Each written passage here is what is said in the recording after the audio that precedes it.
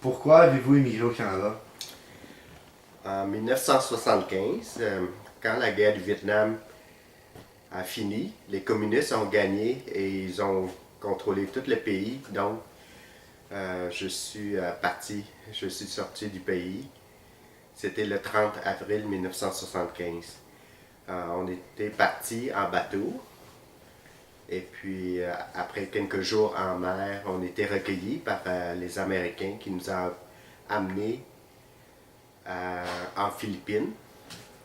Puis en Philippines, j'ai une sœur qui est déjà venue ici au Québec étudier en décembre 74, donc 6 mois d'avance. Et on a réussi à faire contact. Et en fin de compte, le Canada, le Québec nous a accueillis. On continue. Ouais, Ouais. on va pas Ah, couper Ça la va. question. Pourquoi avez-vous choisi le Canada au lieu d'un autre pays? Dans mon pays, on apprenait le français comme deuxième langue à la deuxième année, puis l'anglais comme troisième langue au secondaire 1. Ça fait que. Et puis comme ma sœur, comme je disais d'avance, tantôt, qu'elle est déjà venue ici 6 mois d'avance pour étudier, ça fait que c'est pour ça que on a choisi le Canada et donc le Québec pour la langue française qu'on connaît un peu déjà. Ok. Parce que là, il a répondu à comme 3 questions. C'est correct? Ouais, c'est quand même Ok. gros. Mais saute-en, saute-en. Parce que vous avez comme 6 minutes. Ouais. Que j'essaye de condenser. Non, c'est correct. Donc, parlez-vous d'autres langues que le français? Si oui, lesquelles?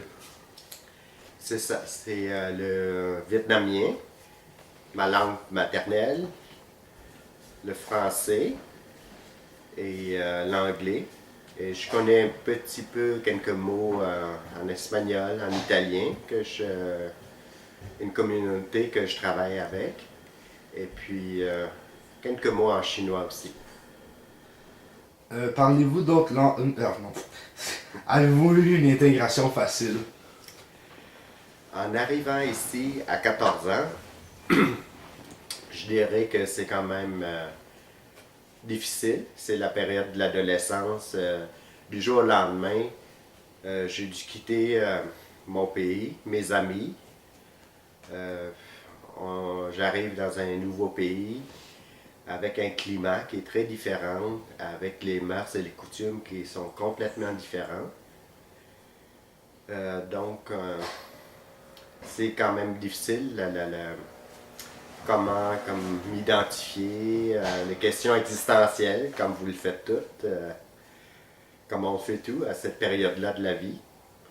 Mais après ça, une fois que cette période-là est passée, je trouve que c'est quand même assez facile. Est-ce que c'était difficile de vous trouver un travail? Non, pas vraiment. En arrivant ici, j'ai commencé tout de suite à travailler comme camelot pour distribuer les journaux.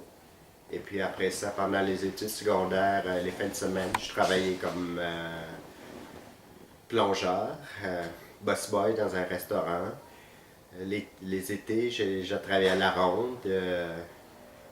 Après ça, je travaillais comme préposé bénéficiaire et en fin de compte, à la fin de mes études universitaires, ben, j'ai tout de suite travaillé, trouvé un emploi comme physiothérapeute. Puis maintenant, j'ai ma propre clinique en physiothérapie, en ostéopathie.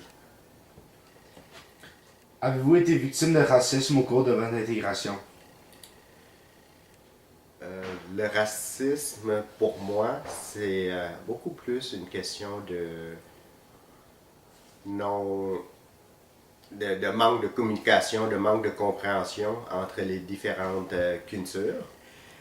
Les Québécois, si nous autres on arrive, on n'est pas bien intégrés, on ne connaît pas les mœurs, les coutumes, la culture québécoise et la même chose pour eux autres envers nous.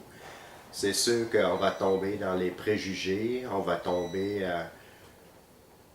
dans les façons de faire qui est un peu comme plus défensives. Puis c'est facile de développer des comportements racistes à ce moment-là.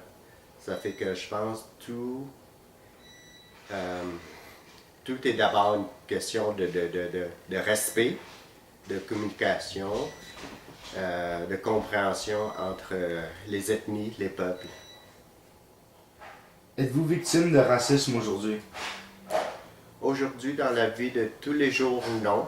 Je me considère bien comme Québécois, d'origine vietnamienne, mais dans la vie de tous les jours, pas vraiment. Est-ce que vous aimez le Canada? Oui, à part du climat, qui est un peu froid, mais c'est un pays qui est très ouvert, selon moi, aux immigrants, donc le Québec aussi, surtout, que nous autres, on a choisi comme pays adoptif. Et c'est un pays où est-ce qu'on a l'opportunité, si on travaille fort, si on a, disons, comme une bonne intégration dans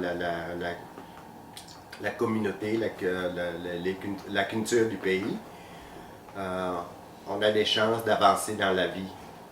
Donc, on peut vivre le rêve américain au Québec. Est-ce que vous voudriez retourner vivre au Vietnam si vous le pouviez aujourd'hui? Pourquoi? Non, pas vraiment. Présentement, le Vietnam est un pays communiste. Si on a l'argent, on y va en tourisme, c'est facile. C'est un beau pays, mais si on gratte un petit peu le fond, les gens peuvent vivre à 1-2 piastres par jour, peuvent survivre à 1-2 dollars par jour, tandis que les gens du parti communiste, la corruption, les gens riches, ils peuvent commander, par exemple, un homard à 100 piastres.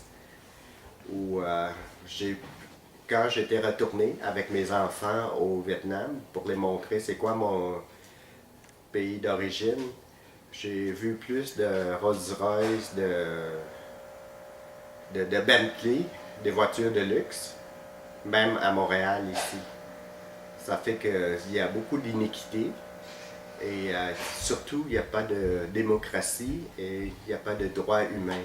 Ces droits humains sont bafoués maintenant et tout dissident, les gens sont emprisonnés et les gens sont persécutés.